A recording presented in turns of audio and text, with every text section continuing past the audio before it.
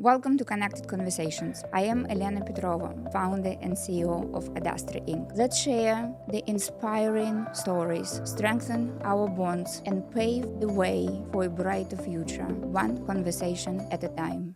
Welcome to Connected Conversations. And today we have Pedro Díaz with Children's National Hospital in Washington, D.C. Thank you, Pedro, for joining us. Thank you for having me, Elena. Thank you. And first of all, thank you for everything that you do. Oh, no, I mean, the work is the team that we have and the organization that we have supports children's and excellent in care. So we're just very fortunate. You know, it's one of those, it's a very rewarding experience to work for children's. So tell me a little bit about what is your mission, what is your focus within your organization? Because I know you focus on children, and anything that comes to children is extra critical and extra fragile. How do you guys handle it?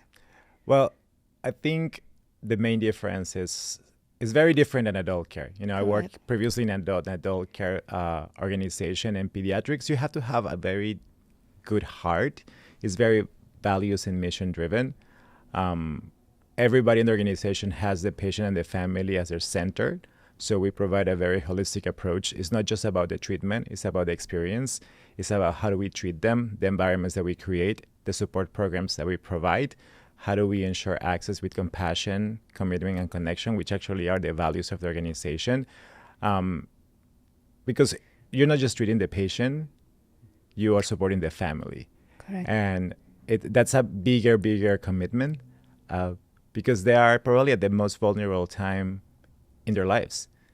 And anything that we can do to make their experience better and to support them through that journey, we all work together to make it happen. Thank you very much for that. And can you talk a little bit about language access? Because Sure. you are very committed. I've known you for years. Yeah. And again, I cannot thank you enough for everything that you do, because through all those years, you pay so much attention to the quality of the language access. So if you can tell us a little bit how language access integrates into those services and what difference it makes. Well, it makes a huge difference. Communication is at the basis of everything that we do. We, as I mentioned, there's a whole bunch of teams, whether they're providers, social workers, schedulers, front desk staff, security, you name it, child life specialists. Everybody needs to make a connection with the family. And they're not going to be able to do it unless they do it in a language that the family can understand. That's where language access comes into place. So we help to leverage and to build that bridge. We have said many times, bridging the gap to ensure that they can connect. We want to ensure that they receive the information accurately, effectively. We have a team of wonderful professional interpreters, and we partnered with wonderful partners in the area that provide also in person. We support over the phone interpretation. We support video remote interpretation. So access has been huge. At Children's, we provide all the modalities. We also support document translation. So our goal is that no matter who you are when you walk through that door, that you're able to receive compassionate, effective, and accurate interpretation services. I am very proud of the team that we have. Our interpreters are heroes, really. They make a difference every day. I've seen how a family may have come for a consult completely scared, perhaps doubtful whether they were going to proceed with a treatment.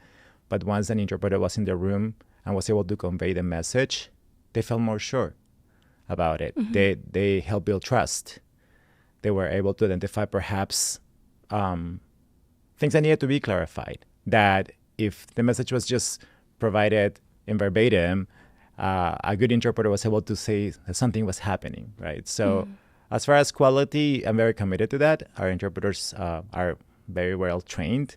We test them in medical terminology. We do a lot of role play. We don't just bring interpreters and put them on the floor. They go through like what we call a little interpreter boot camp, where they spend time in every service area. And it's a teaching institution, so we have access to amazing healthcare providers who help us improve our services as well. I would like to follow up on the trust. Sure. Because trust is everything. Yes. And trust build those, because we are in the business of relationship. correct? Correct. And that all starts with trust. Can you elaborate a little bit how communication leads us to a better relationship and ultimately to the patient experience and better outcomes? Right. I always been I think in my mind, and since we're talking about language access, right? In my own personal experience, for example, I grew up with a sister who had special needs. So in Lima, Peru, I saw my mom struggling and just dealing in her own language, taking care of my sister.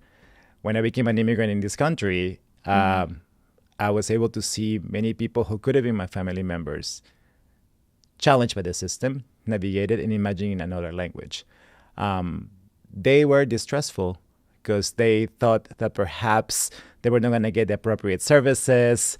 They didn't know whether they could actually receive the right information. So when you have someone who speaks your language, but also someone who understands the system and someone who becomes your partner in that journey to a certain extent, then you feel more at ease to ask questions. Correct. You feel more at ease to really ask questions not only about what treatment is given to you, but also what are your rights as a patient. You understand what your place and what your role is. And especially in pediatric care, caregivers are part of the care team. Correct. And that also makes interpreters part of the care team. So in order for a team to work together, you need to have trust. And that's so important for everything that we do. I'm glad that you mentioned it because, again, we're talking back about trust, patient experience. Today, there are a lot of conversation about technology. I just traveled to Silicon Valley. I participated in different groups in different communities. And we all talk about how we are going to be changing the service industry, how we are going to be integrating AI into all of it, and how AI could be a part of the interpretation services. And whereas I am absolutely for it, and my company, we are developing, and we already developed the platform, and we are integrating AI. In my opinion, humans, it should be human-centric technology, because everything that you're saying right now, it's going to be part of how we're communicating and having this relationship with our communities. What are your thoughts on this? AI is here to stay. Right. I remember years ago in the interpreter field where video remote interpretation companies were coming up, and many in-person interpreters were scared. Right. and many people were like, am I going to lose your jobs? Is the industry going to change completely? The industry did change. Correct. It became better. We were able to provide more access. We were able to access rural areas that perhaps there was no speaker of that language. It provided a different layer, not just over the phone, which still is a very good component of interpretation in some cases. That's what I believe that AI to a certain point is going to do. It's one more tool or resource to be able to enrich what we do. I think it's very important also to monitor its performance, to define its standards, to validate it, to use the right tools to validate it, to create some sort of standardization. And at the end of the day, healthcare is very critical because we're dealing with lives. And patient safety, patient quality are the basis of what we do. We want to be able to support research-based outcomes. So that's where AI has to align, I believe. At the same time, we don't want to compromise the experience because we're dealing with people. And I think, as I mentioned, to me, it's going to be one more tool and one more resource to be able to be used. But interpretation has never been a one-size-fits-all. Correct. Right? It's probably going to make us more efficient. Yes. And I think from the business side, as an administrator, you look at things in a more maybe process-oriented and sustainable way, right? I think data is important for us. Data associated with clinical information is important to us. AI might be able to help us streamline that. How do we, connect interpretation to patient records in a more efficient way? AI could help us with that. How are we going to be able to create a unit of measure that measures more productivity, AI can help us with that. So it's not just the interpretation per se, but if we're looking at interpretation just as the language-based modality, we are also not looking at the business side or at the logistics side that can support us to be more efficient and support organizations, whether it's a hospital, whether it's your company, you know. So that's the way I think I look at things. Not just the program is more than just the interpretation per se, is how we create a framework to be able to continue to provide effective interpretation. Just going back what you were saying in the beginning, that everything that your team is doing, you guys are taking more holistic approach. Yes. To the way of running your operations. Yes, I remember when I first started, and again, back in the day when there was one page and that was all your training, I always encourage myself first, and I think anyone who works in the industry, is that you are the stakeholder. You are as a business owner in some way. You are the business owner of the business that you work at, because you're important. Your time is important. Your talents are important. And it's every single piece helps that wheel moving. So when we see ourselves just not as the linguist, but also as the business owners, as the individuals who help this sustain, we tend to look at processes, right? A lot of our deficiencies are not just communication, but our processes. And there's a lot of waste. So how we can make that even more efficient, it really gets my juices going when it comes to that, because I feel that most language programs that are successful, you adapt to add value to the processes that exist, or when you understand your business, that you're able to make recommendations to make it much more efficient. And be open for change. You have to be open. Absolutely. Yeah. And I know that you're always looking for improvement. Yeah. You particularly in healthcare, and I'm going back to, because I met you back when you were working for another healthcare. Yeah. What motivates you to continue? But let's go back to healthcare. Yes. Why did you choose this? Why did you choose this path? I wasn't going to work in healthcare, to be honest with you. I always admire people who knew by the age of 10 what they wanted to be. That was not me. I was home in Peru, and my dad was a lawyer, and I thought, well, I don't know really what to do. And he told me that he saw skills in me or abilities in me to become a lawyer. And I thought, well, he's doing well. Why not? I was so young. But when I came to America to study, I needed a job. So my only skills, or I thought they were, I thought I was bilingual. I ended up working for an inner city healthcare set of clinics in Baltimore, Maryland, in a very heavily populated area across the street from the International Heart Rescue Committee. And there was a lot of Latino immigrants who received services there. So I was answering phones, and one day the manager of the clinic came to me and she said, "Come on, help me. And you speak Spanish, right?" I said, "Yes." So she's like, "Follow me." I follow her. She opened the door of a room. She said, "Please step in and help the doctor."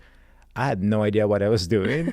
I walked in there, and then the doctor said, "Who are you?" I saw a curtain, and the doctor said, "Please tell the lady so."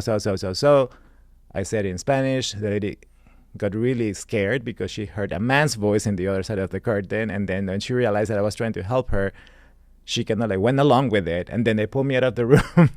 And then they pulled me from another room too. So that was my introduction to interpreting, by the way. I had no idea what that was. I had no idea what I was doing. Long story short, I went to training. I became an interpreter. I was trained. I was qualified and all that stuff. But what I noticed in that clinic is that, one, there was such an opportunity to be able to make changes and improvements for individuals who came from different countries. Also, I grew up in an environment where I was taught to try to always give back. And that always resonated with me. So even though I didn't know what I wanted to do with my life, I realized, there seems to be a lot of open opportunities here to make a difference. I could help my community. I should help my community because I'm fortunate. And I think that when you are given opportunities in life, you must pay it forward. You I must pay it agree. forward one way or another. I think my way to pay it forward is by doing the work that I do. And that makes me super happy, because I don't think many people can say that about the work that they do, that it's a way that not only fulfills their, I guess, professional growth, but it does fulfill my soul and makes me feel good about giving back and making a difference, if that makes any sense. So that's why Absolutely, healthcare. this is Yeah. incredible because I've known you and I've seen you. You worked in different trainings. You participate with the communities, and you moved through different healthcare systems. But you always stay true to this purpose, giving back to the community. Yeah. And now you've been. We will be talking about this initiative, the reason why we are here, talk about the initiative that you guys are driving right now, which we are here to support you in any possible way. Thank you. Before we go there, Sure. you started this conversation with how incredible your team is, and you are leading the team. Can you say a few words about how you're leading your team right now with the purpose? Yeah. So I am the director of language and guest services at Children's National. So as part of my role, I lead the language services team that provides interpretation services to individuals who speak a language other than English, including those that are deaf and hard of hearing, through the different interpretation modalities and translation. We support really every initiative. We are partnering with every department to be able to ensure that we bring some sort of cultural humility also and the perspective of language access in everything that we do to support the mission of the organization.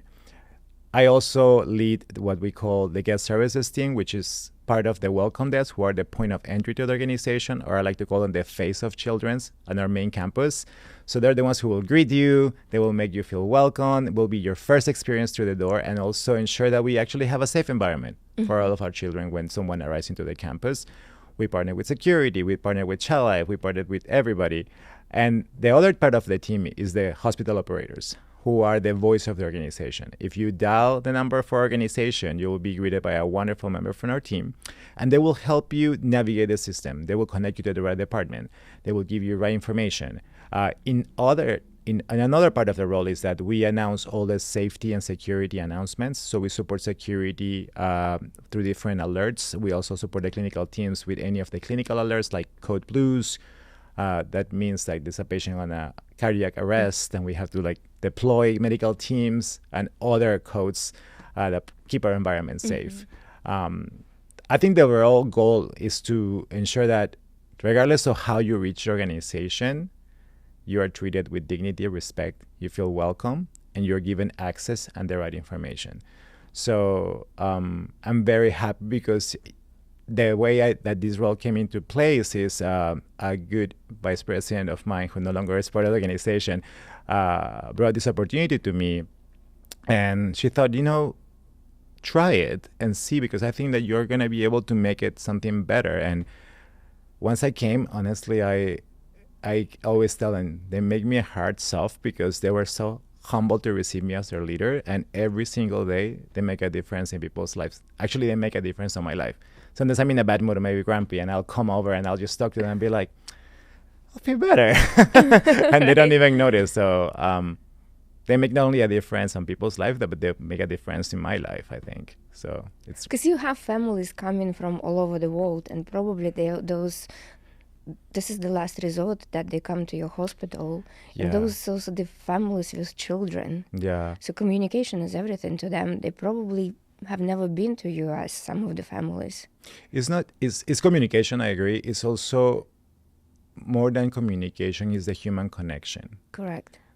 I feel that it's very tempting in healthcare because it's so fast to get caught up in the numbers and the process and the conditions and the way you're here. But when someone comes to our hospital, they're seeking care. Correct. We cannot always guarantee an outcome, right? But we can always ensure that we provide an always wonderful experience full of compassion. And empathy, probably. And empathy, right? Yes. And it's hard. I think it's hard nowadays because empathy now has become a commodity to a certain extent. Yes, unfortunately. Yeah, but I think it takes really good people It takes really good people, and I'm really happy that I work surrounded by really good people.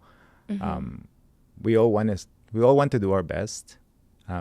Sometimes we do have hiccups here and there, but I think bottom line we do a really good job coming back and being why we're here, right?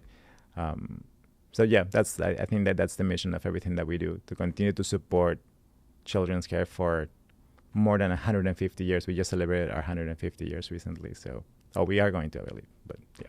Well, congratulations, and again, thank you. I understand that there is HIP regulations. We cannot talk about any particular stories. If there is something that you can share with us, maybe something that your team has done for the community that you can share with us and our listeners, that you so one of made the difference. There's so many things, but like a couple of things. I think one is so the wonderful thing is that we have staff Spanish interpreters in our main campus usually, and they provide services for any patient. However, when we know we have a very critical case or a family with a critical case, we try to maintain the interpreters that interact with that family a smaller number, because we realize that helps the families feel more safe and secure.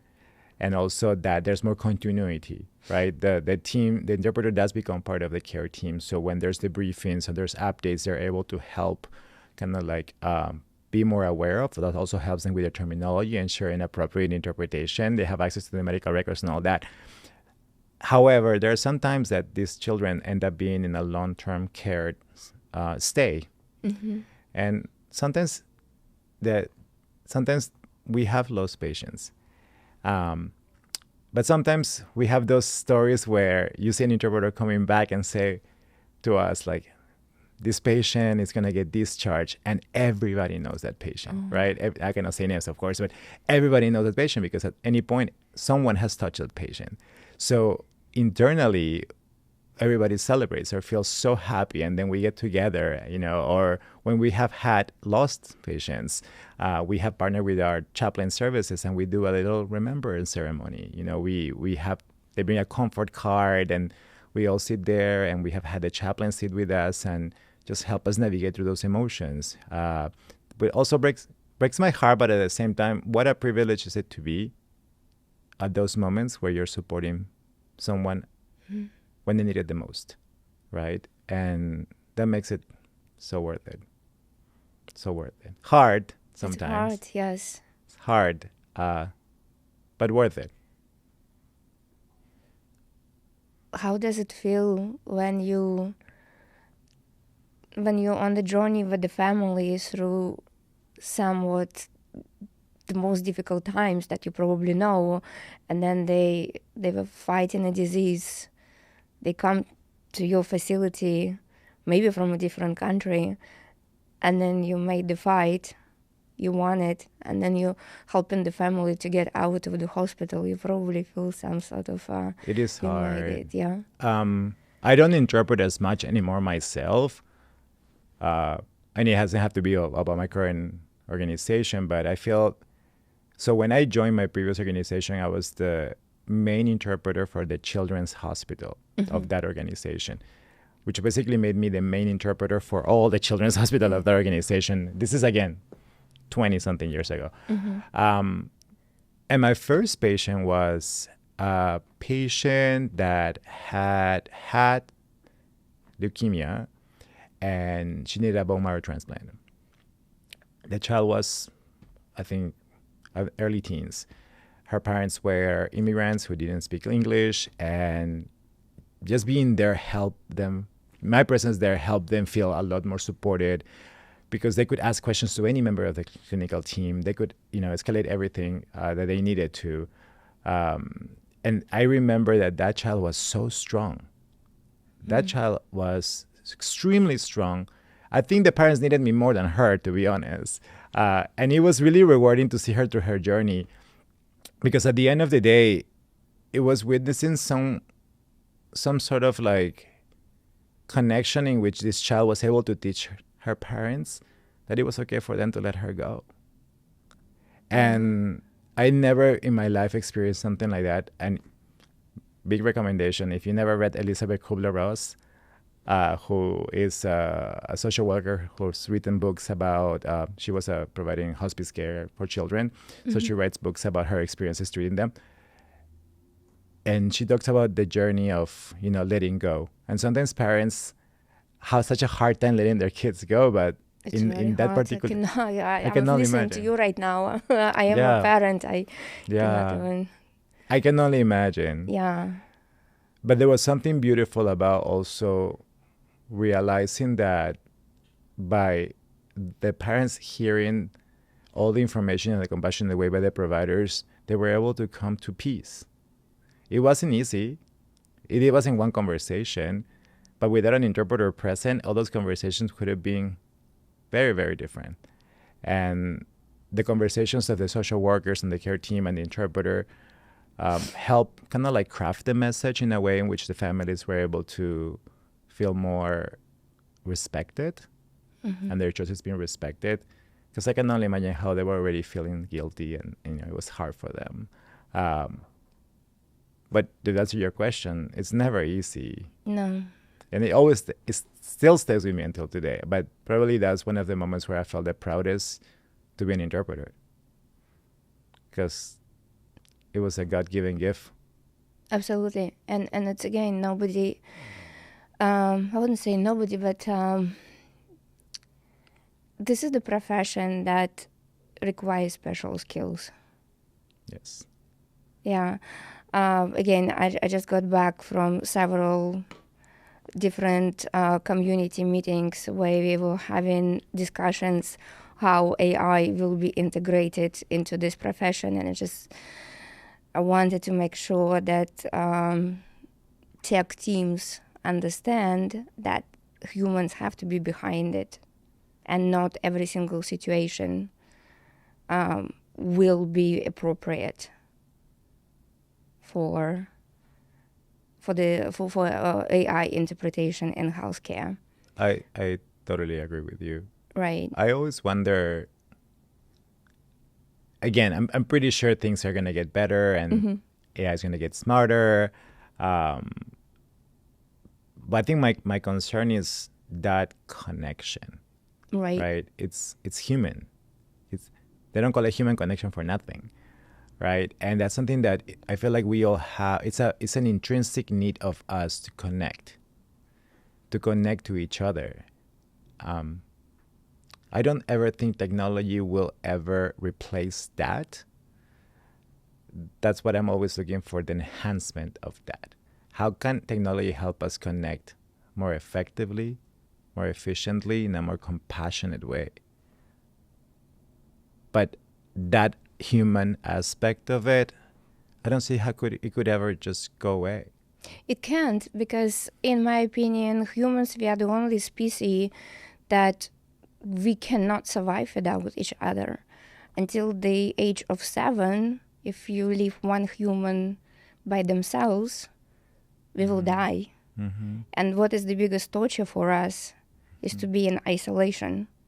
There is nothing more significant and horrifying for us is to be in isolation, right? And pandemic showed it to us. Oh, that was that how horrible it is for us. We need to be connected, and the in-person community.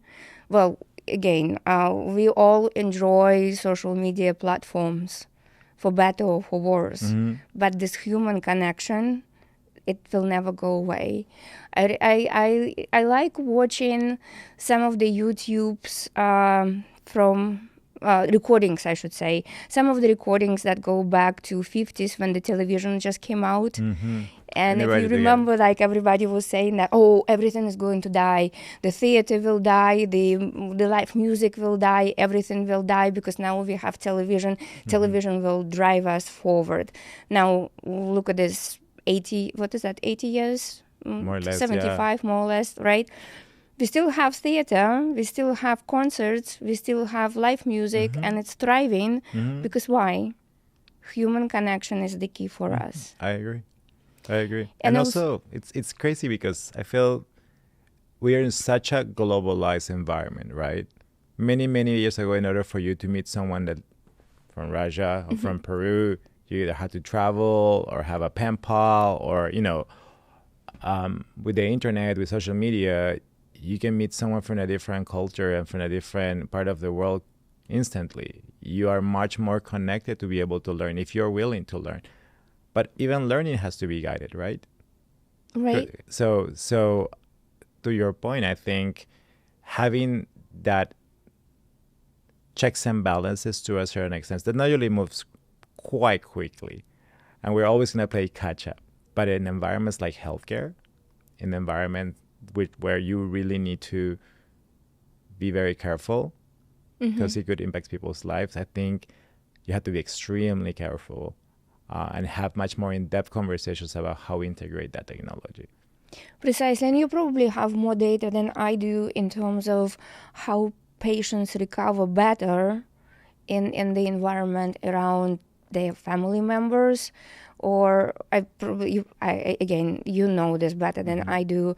When people stay in the hospital for a long period of time, the family members come over, they bring pictures, they decorate the room. Why is it all happening? Because the patients feel better.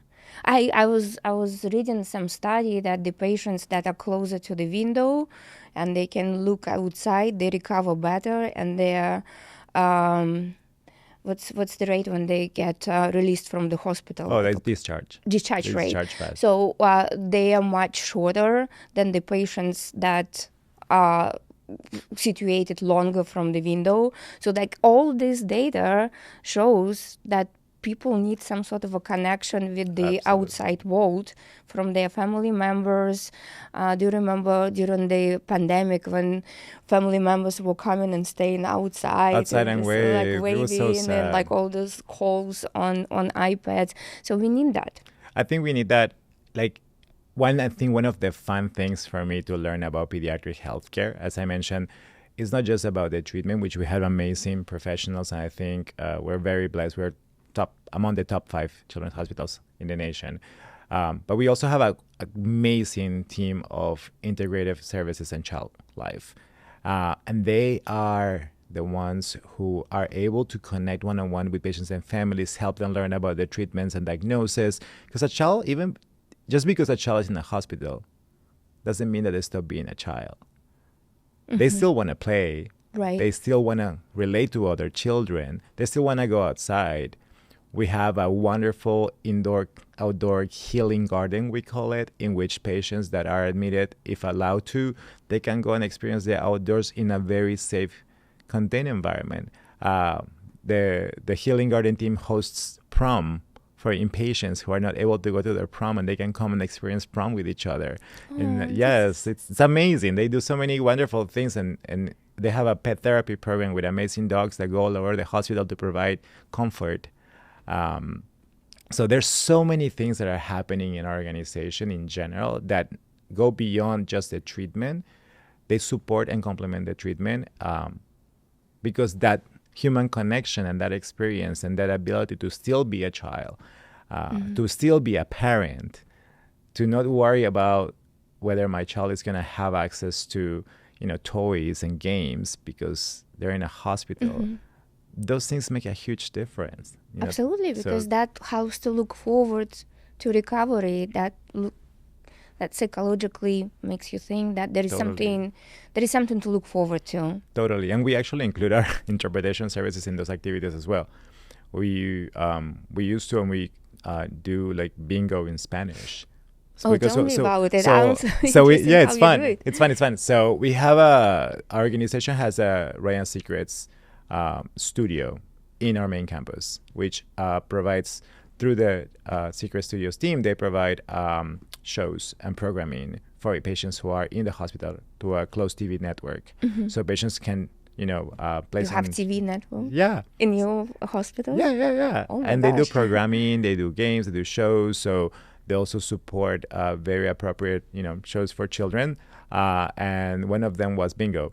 And I remember when I first started it, I thought, well, we only do bingo in English. Why don't we do bingo in Spanish? So I asked them if that would be a great idea, and they loved it because children also have expressed that they would like to participate. So we sent our interpreters there. We translated the words of their bingo, and they sit there and they wear like fun hats or outfits. And while one word is being said in English, the other word is being said in Spanish, and the kids can call when they have bingo and claim their prize.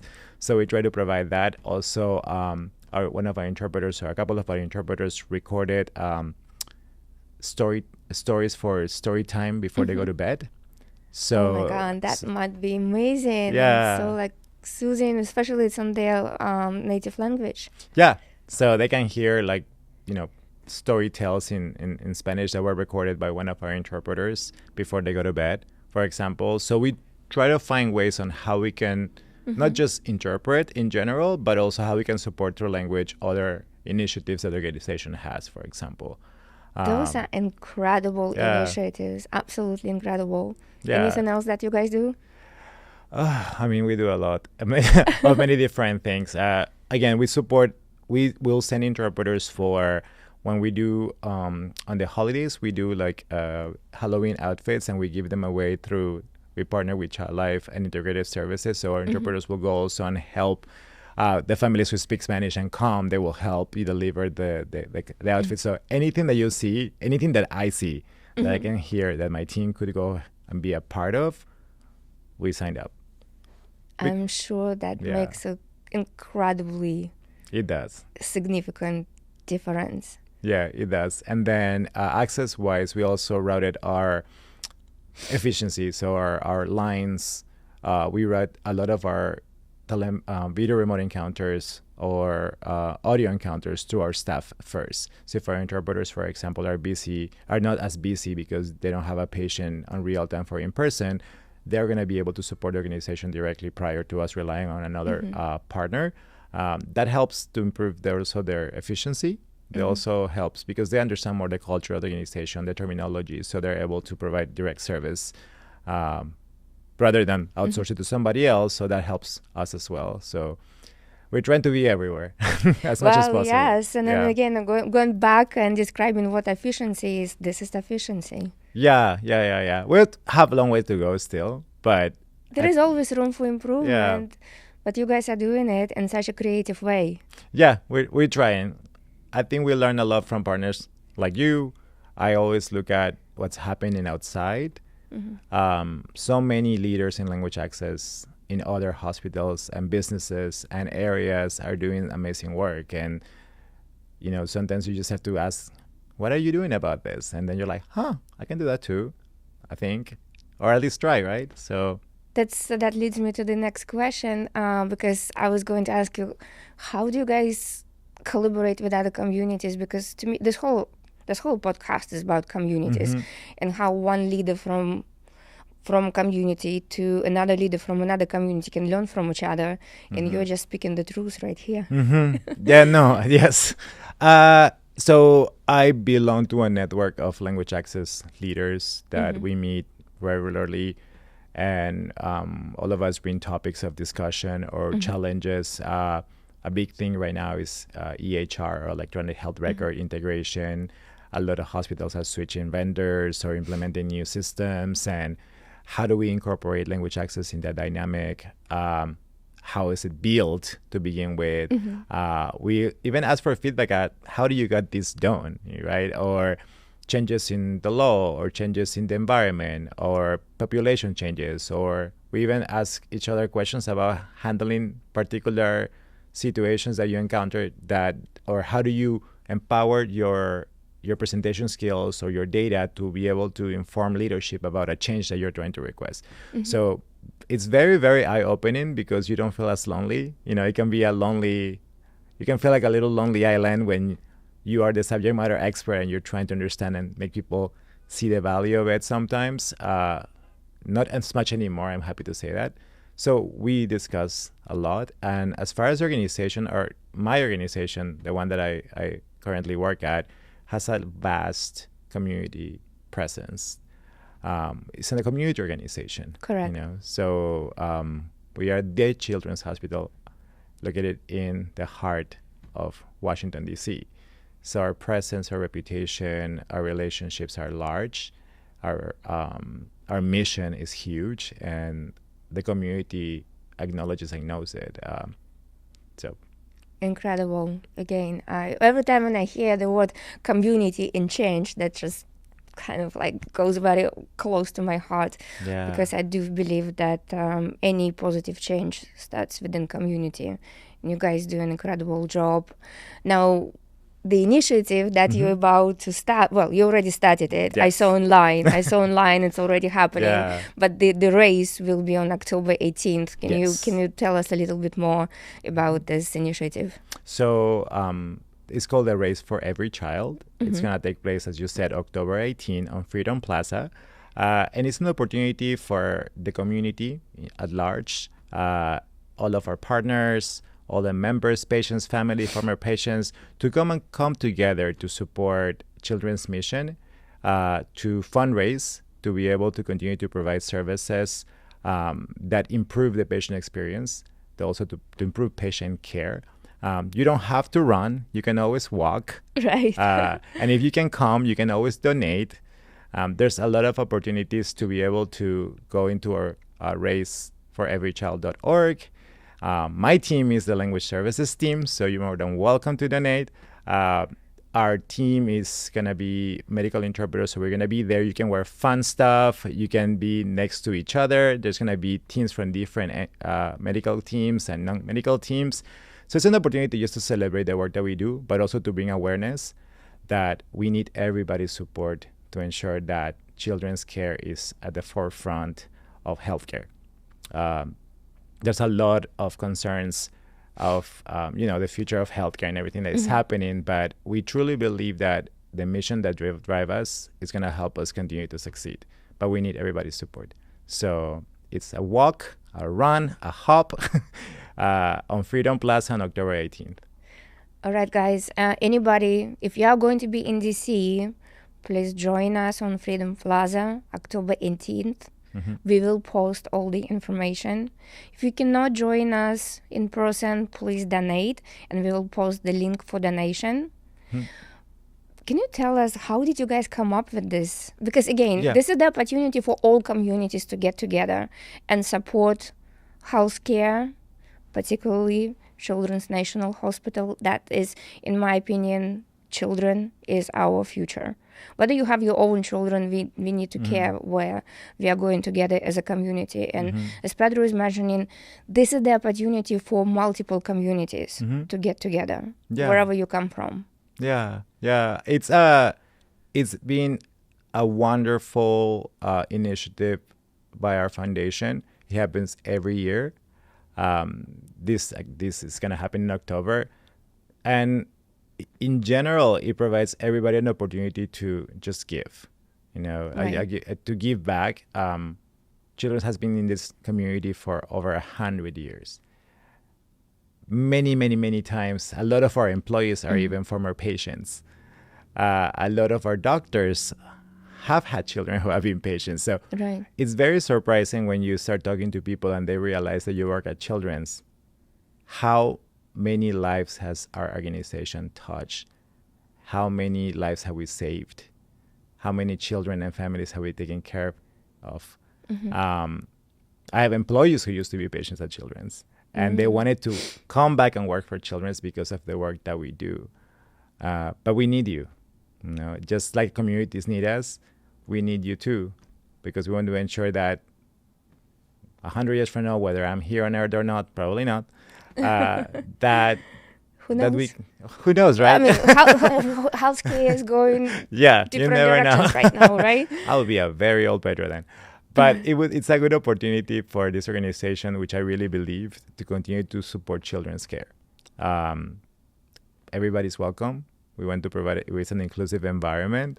And you can actually talk to Children's employees and learn from them about the work that we do and why do we work there. It takes a very special person to be part of our community. And the work that we do is very unique, and it's very rewarding. It is indeed. You mentioned that currently, and we all know that there are quite a few challenges that healthcare system is going through. Anything in particular you want to mention that we can address together as community? Yeah, I mean, I think a lot of the as I mentioned a lot of support programs. You know, these support programs are really important and have showed value, but these support programs also come with funding that is necessary. You know, as I mentioned, we have programs that provide pet therapy for children. We have programs that provide child life specialists for children. We have a variety, and we also have a volunteer services team. Correct. Volunteers are a huge part of how we are able to support these programs as well, but it also requires funding. Correct. Right? A lot of funding in healthcare goes particularly on treatment, technology, and patient care, which is where it's needed and necessary. But these other elements are also as important as well. And a lot of these funds go to support that, which make a huge difference in the lives of these children and their families every day. Sometimes families may not have access to laundry detergent. Sometimes families may not have access to extra change of clothes. Sometimes families may have no access, to meals. And this is important. And these are still members of our community who have real need. And if we're able to do anything to make their length of stay, their experience, a little bit less difficult, so they can focus on their child who is fighting for their life, perhaps, why not? Yeah, absolutely. Why not? When your child is sick, every penny counts. Just like you mentioned, from laundry detergent to sandwich, because every family member becomes involved into it, and it's the longer the disease is, the more funds you're going to be needing for each family. October 18th, it's just around the corner from the holidays. So if there is anything you want to do for your community during the holidays, that might be a good start. As Pedro mentioned in the beginning, the best way to pay back is to pay forward within your community. We encourage you to join us and participate in this event. Thank you, Pedro, for organizing it, and thank you to your team for making such a huge difference. Yeah, no, I this is really an organization-wide initiative. Our foundation works really hard in so many ways, and this is just one of the many. Thank you for giving me the forum to speak about it, and for always being a champion on equity and access, because I know you for so many years as well. And I'm very impressed by the work that you have been able to do and continue to do every day as well. So thank you. Thank you. If there is one actionable step that you would recommend, or one takeaway from this conversation for our listeners and the communities that you would like to take, what that would be? That's a good question. I mean, I think one of the most important things is that you never know what it's like to be a patient until it happens to you. And when it happens to you, it can be such a overwhelming experience, and your priorities switch. Yes. Empathy and compassion are so important. And in today's world, we should never let those go. And to pay it forward is an actionable word. True. And we are all capable to make a difference on that, whether it's with a financial donation, with time that we spend. Every day you have an opportunity to make a difference, whether you're with your family, with someone. So I think keeping in mind that anything can change in any second, we should just be kind to each other. And in this particular case, I think it's important to remember that you can always give back. Thank you. And thank you for joining us today. Thank you so much for having me. Appreciate it. Thank you. Thank you for joining us on the Connected Conversations. Again, help us to grow our community. Give us a like, give us a comment, and we'll continue one conversation at a time. Thank you. Thank you for tuning in into Connected Conversation. As we continue on our first year, we are incredibly inspired by the potential of positive change within our communities. We invite you to be a part of our conversation, and we invite you to be a part of our journey. Please subscribe to our podcast to stay updated on our latest episodes. Your support is incredibly invaluable. It will help us to grow our community. We also encourage you to share your thoughts in the comments of each episode. Your feedback will help us to create even more meaningful conversations. We can inspire the change and connect with each other one conversation at a time.